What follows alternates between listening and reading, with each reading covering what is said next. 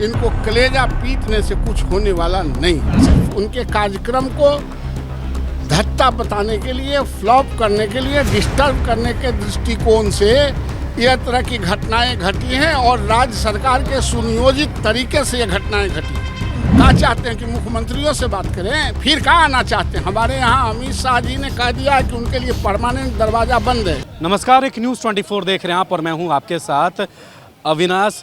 जिस तरीके से देश के गृह मंत्री का कार्यक्रम जो सासाराम है उसको रद्द कर दिया है, उसको लेकर तमाम जो है राजनीतिक चर्चाएं काफ़ी तेज़, इसी को लेकर अब बिहार में भी घमासान जारी है। और इसी बीच बीजेपी के एमएलसी नवल किशोर यादव ने साफ तौर पे कहा कि ये जो सासाराम में जो कार्यक्रम रद्द कर दिया गया उसमें किसी और का नहीं, सीधे तौर पे राज्य सरकार यानी नीतीश कुमार की साजिश थी। वो लोग नहीं चाहते थे कि देश के गृह मंत्री अमित शाह का कार्यक्रम हो, इसीलिए राज्य सरकार पे साफ तौर पे नीतीश कुमार पे हमला साधा। और ये भी कहा कि नीतीश कुमार के पेट में दर्द इसलिए हो रहा है क्योंकि वो फिर से ये चाहते हैं कि वो कहीं लालू जी से हट के पलटी मार के बीजेपी के साथ आ जाए।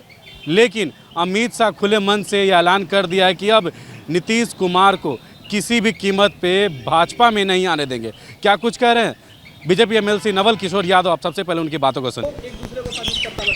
साजिश तो वही करेगा जिसको साजिश करने की तकनीक मालूम हो और जिसके हाथ में अधिकार हो। तो साजिश तो हर हाल में रूलिंग पार्टी की है। जब आपने किसी को दे दिया, एक जुलूस निकालने वाले लोगों को रूट चार्ट दे दिया, उस रूट से एक भी आदमी कोई उल्लंघन नहीं किया है और उसी रूट पर अगर उस पर बम फेंका जाए, ढेला फेंका जाए, गोली चलाया जाए, तो इसका मतलब कि राज्य सरकार ने प्रोटेक्शन का कोई व्यवस्था नहीं किया है और सुनियोजित तरीके से राज्य सरकार इन दंगों को आग भड़काया है और वो चाहते हैं कि भारतीय जनता पार्टी के चेहरा पर लालछनीय लगाएं ये दंगा करा के। लेकिन उससे कुछ होने वाला नहीं है। हम अपनी संस्कृति को अक्षुण्ण रखने के लिए कैरी करते ही रहेंगे। इनको कलेजा पीटने से कुछ होने वाला नहीं। कहा जा रहा है कि अमित शाह आने वाले थे, इसलिए इस तरीके से हुआ है। अमित शाह जी का कार्यक्रम था, सिर्फ उनके कार्यक्रम को धत्ता बताने के लिए, फ्लॉप करने के लिए, डिस्टर्ब करने के दृष्टिकोण से यह तरह की घटनाएं घटी हैं और राज्य सरकार के सुनियोजित तरीके से ये घटनाएं घटी। ललन सिंह ने कहा है कि अमित शाह जब आए तो राज्यपाल से फोन पे बातचीत किया। बातचीत करने से क्या होगा? 24 तक यहीं आके बैठ जाए। कहा चाहते हैं कि मुख्यमंत्रियों से बात करें, फिर कहाँ आना चाहते हैं? हमारे यहाँ अमित शाह जी ने कह दिया है कि उनके लिए परमानेंट दरवाजा बंद है।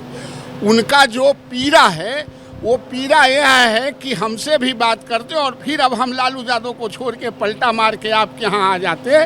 लेकिन अमित शाह जी ने बड़े मन से कहा कि नीतीश कुमार के लिए परमानेंट दरवाजे बंद है, इसलिए उनका पेट में पीड़ा हो रहा होगा।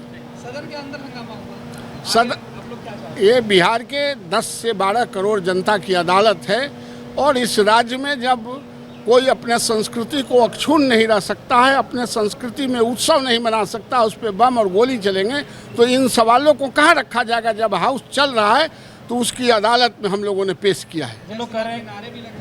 हाँ, नारा तो जय श्री राम का न लगेगा तो किसका लगेगा? अरे भाई, देश जय श्री राम का है तो जय श्री राम का नारा तो कहीं भी लगता है। सदन हो, सड़क हो, घर हो, मंदिर हो, कहीं लग सकता है। ये कौन गंदी बात है? तो होता ही है। जीते हैं तब श्री राम, मरते हैं तब श्री राम। श्री राम से बाहर कुछ है नहीं। तो इसलिए कह रही है कि लाशों पे राजनीति कर रही है बीजेपी। वो क्या कह रहे हैं उनका नोटिस हम लोग नहीं लेते हैं। लाशों की राजनीति वो कर रहे हैं, रिश्वतखोरों की राजनीति वो कर रहे हैं, अपराधियों के साथ मिल के अपराध में युक्त हैं वो कर रहे हैं और भारतीय जनता पार्टी को भयग्रस्त करना चाहते हैं। उनके भयग्रस्त करने से भारतीय जनता पार्टी और भारतीय जनता पार्टी के चाहने वाले लोग भयग्रस्त नहीं हो सकते हैं।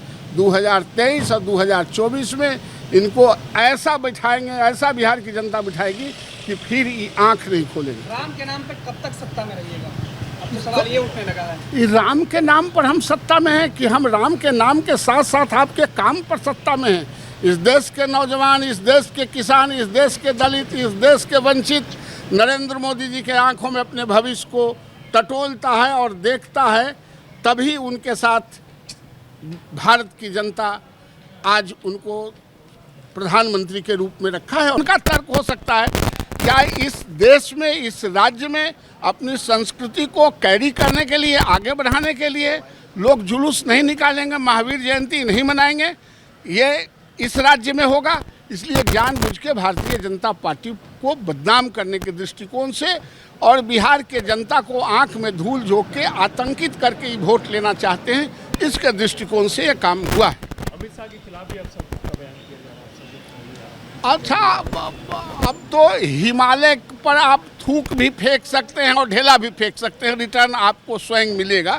इसलिए अमित शाह जी और अमित शाह जी की पार्टी इसकी चिंता नहीं करती है। तो आपने वो बयान सुना जिसमें साफ तौर पे बीजेपी एमएलसी नवल किशोर यादव का कहना है कि जिस तरीके का जो हिंसा हुआ है और धारा 144 लगाया गया, अमित शाह का कार्यक्रम रद्द कराने में मौजूदा सरकार की साजिश है। जब वो एक राज्य में सुरक्षा मुहैया नहीं करा पाए और साफ तौर पे ये भी कहा कि नीतीश कुमार जी के पेट में दर्द इसलिए हो रहा है क्योंकि वो अब सोच रहे हैं कि कहीं ना कहीं लालू जी और राजद को छोड़ के फिर से बीजेपी में आ जाए। लेकिन उनका साफ तौर पे कहना है कि हमारे गृह मंत्री ने साफ तौर पे खुले मन से कह दिया है कि अब कुछ भी हो जाए, नीतीश कुमार के लिए ताला जो है बीजेपी में हमेशा के लिए बंद हो गया है।